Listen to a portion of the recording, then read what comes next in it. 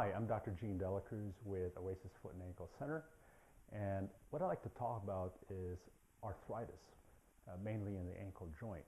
And typically, arthritis can happen in other parts of the body, like the shoulder, the knee, and the hip. But I'm talking about the ankle because arthritis in the ankle can happen either through just wear and tear, which is a byproduct of getting older, or what we call post-traumatic arthritis, arthritis that can get after an injury.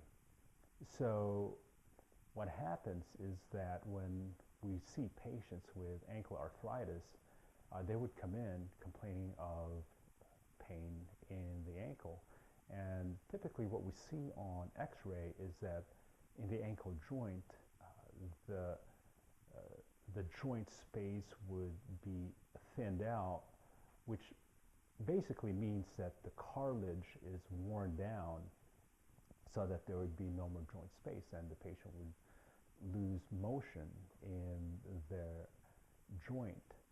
And they also tend to form bone spurs around that joint as a byproduct of the cartilage being worn down. So typically what we employ and what we do when the patient comes in is we treat it conservatively, like cortisone injections, immobilization, and sometimes even bracing and resting it, amongst others. And if that fails or doesn't get better, then we offer the patient surgery to see if we can give them more relief. And with surgery, what we typically do is we either fuse the joint, what we call arthrodesis, or we replace it. Now with fusing, what we do during surgery is that typically it's done under general anesthesia, and we go in to the ankle and clean out the damaged cartilage down to some good bleeding bone, and then we put plate and screws to hold the bones together until they heal.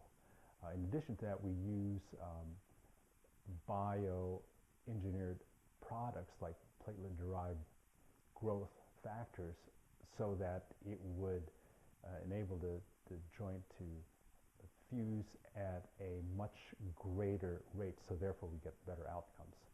Typically the healing would be that the patient would not be able to put weight on it for 6 to 8 weeks in a cast, and then after that they'll have to go through physical therapy to